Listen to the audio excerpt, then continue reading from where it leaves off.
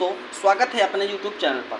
दोस्तों, आज मैं बात करने वाला हूं एक छोटी सी और प्यारी सी क्लास में संविधान का वो टॉपिक जो कहीं ना कहीं सभी प्रतियोगी परीक्षाओं में पूछे जाते हैं। दोस्तों, आपको मैं बता दूं कि आज मैं आपको कुछ संविधान के भाग पढ़ाएंगे और भाग के अंतर्गत जो आपके आर्टिकल आते हैं वो आपको बताने वाला हूँ।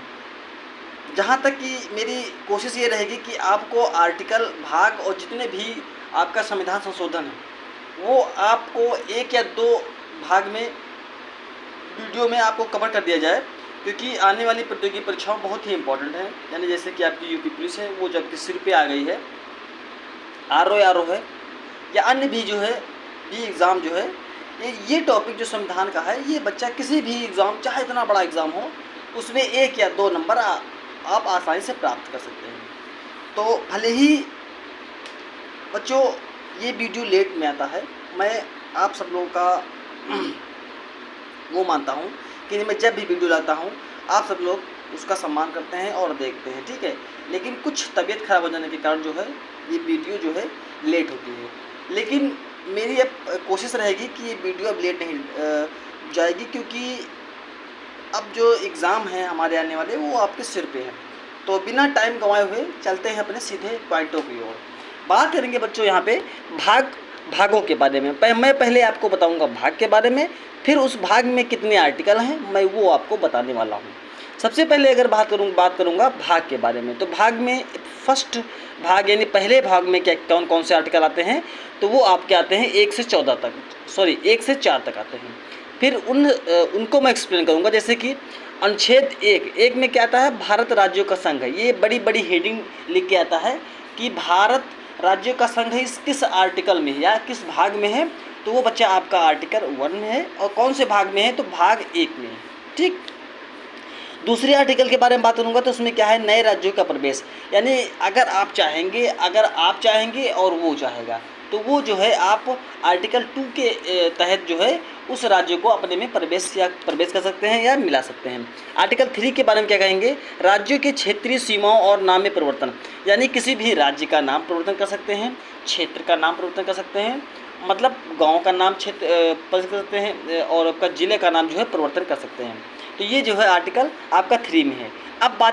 अब चलते हैं भाग 2 की ओर। भाग 2 में क्या है, भाग 2 में आर्टिकल कितने हैं बच्चा, आपका 5 से 11 तक हैं, जिसमें जो है ये किसके बारे में बात किया गया है, तो नागरिकता के बारे में जो है बात किया गया है। भाग 3 के बारे में क्या बात किया गया है, तो वो आपका 12 से 35, जिसमें आपका मौलिक अधिकार के बारे में। बच्चा मैं आपको यहाँ पे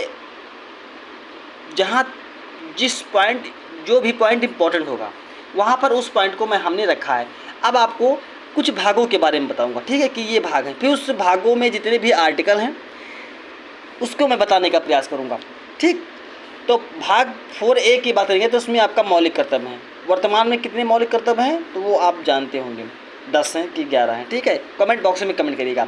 मैं आपको यही बता देता हूँ जैसे कि मौलिक कर्तव्य जो अगर पुराने हिसाब से देखा जाए यानी मूल मौलिक कर्तव्य तो वो आपके 10 थे, लेकिन आर्टिकल 21A यानी शिक्षा का मौलिक अधिकार जो 66वां संविधान संशोधन 2002 में जो है वो आया था, तो उसका वो आर्टिकल मिला के जो है आपका मौलिक कर्तव्य होगा 11। मौलिक अधिकार की बात करेंगे तो वो टोटल जो है मौलिक अधिकार कितने हैं आपके, 6 मौलिक अधिकार हैं। भाग 4 के बारे में 36 से 51 तक है, ये नीति निर्देशक तत्व। अब यहाँ पे एक पॉइंट बनता है कि नीति निर्देशक तत्व किस कंट्री से लिया गया है, किसका मूल वो है, तो वो आपका आयरलैंड से लिया गया है, ठीक है। अनुच्छेद 40 यानी पंचायती राज प्रावधान, ये आर्टिकल 40 है। इसमें क्या किया गया है, पंचायती राज प्रावधान। आपको बता दूं कि पंचायती राज प्रावधान जो है बच्चा, तो वो जो है राजस्थान में नागौर जिले में जो है स्टार्ट हुआ था, ठीक है, पंचायती राज व्यवस्था। बात करेंगे कि अनुच्छेद 44 क्या कहता है, तो नागरिकों के लिए एक समान नागरिकता संहिता, ये कौन सा आर्टिकल जारी करता है, तो वो आर्टिकल 44 यानी 44, जो कि समान नागरिकता संहिता अगर के बात करेंगे तो ये कौन सा यानी शहर सबसे पहले लागू किया गया था, तो वो किया गया था आपका गोवा। कौन सा आपका किया गया था, तो वो आपका गोवा। फिर बात करेंगे कि अनुच्छेद 50 क्या कहता है। इसमें कहता है कि न्यायिक व्यवस्था से संसद व्यवस्था से अलग करना, यानी न्यायिक व्यवस्था को जो है संसद व्यवस्था से अलग करना है। कौन सा आर्टिकल है? 50 आर्टिकल है।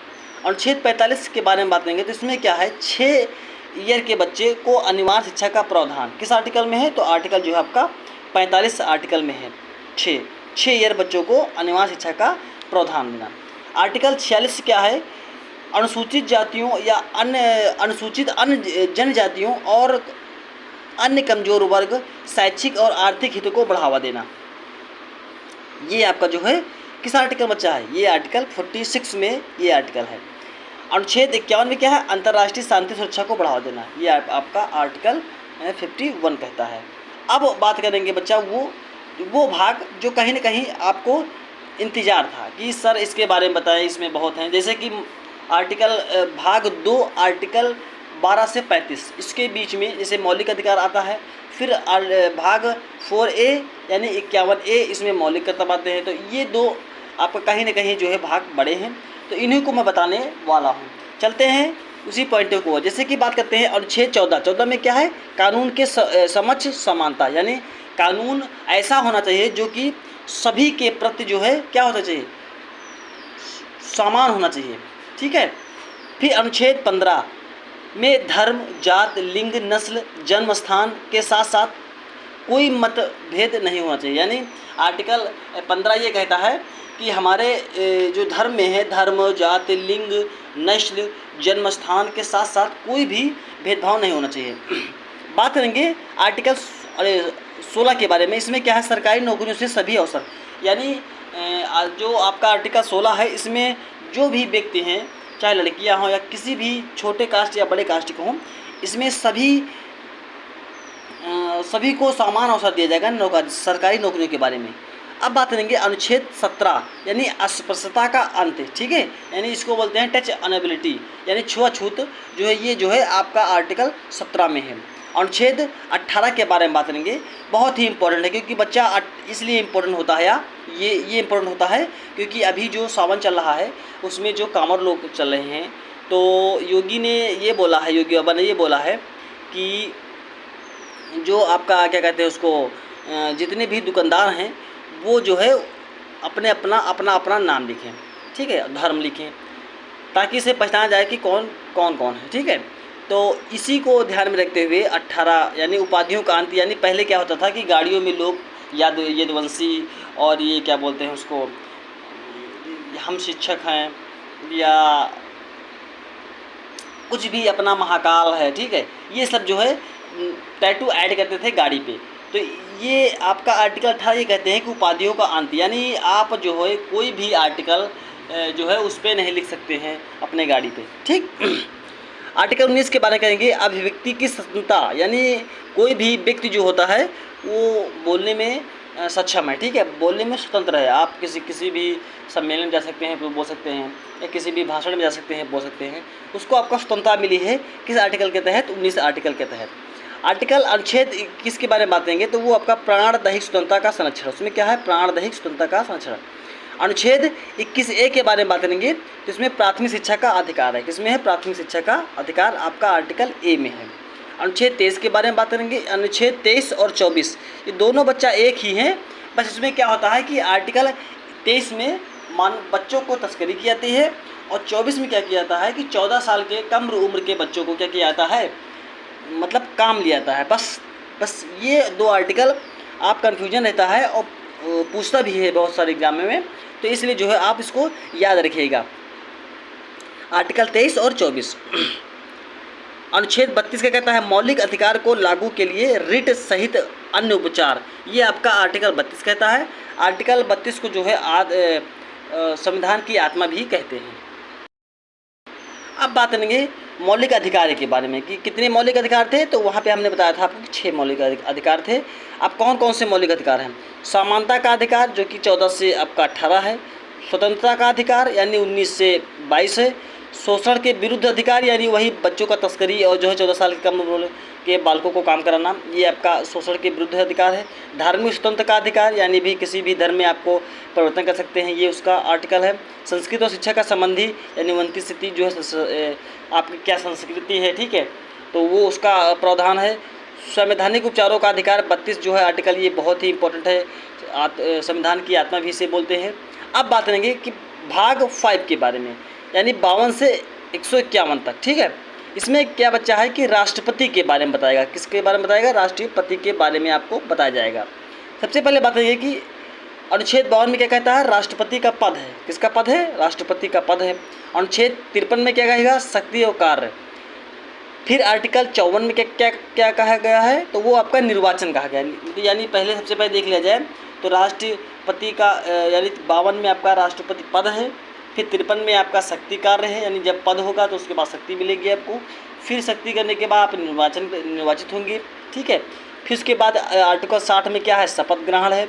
आर्टिकल 61 में क्या है? आपका महाभियोग है। कौन सा है? आपका महाभियोग है अनुच्छेद यानी 61 में, ठीक है बच्चा। फिर आपका अनुच्छेद 72 में क्या है? तो वो आपका क्षमादान है। क्या है? क्षमादान है। फिर अनुच्छेद 123 यानी अध्यादेश के बारे में आप बात करेंगे, और अनुच्छेद 43 जो है सुप्रीम कोर्ट से सलाह लेंगे। तो बच्चा मैं आपको बता दूं कि आज यहीं पर जो है वीडियो समाप्त की जाती है, क्योंकि कुछ टेक्निकल प्रॉब्लम के होने के कारण जो है यहाँ पे कुछ दिक्कत हो गई है। तो आज के लिए बस सॉरी, इतना ही। नेक्स्ट वीडियो में आपको पूरा बताया जाएगा। धन्यवाद।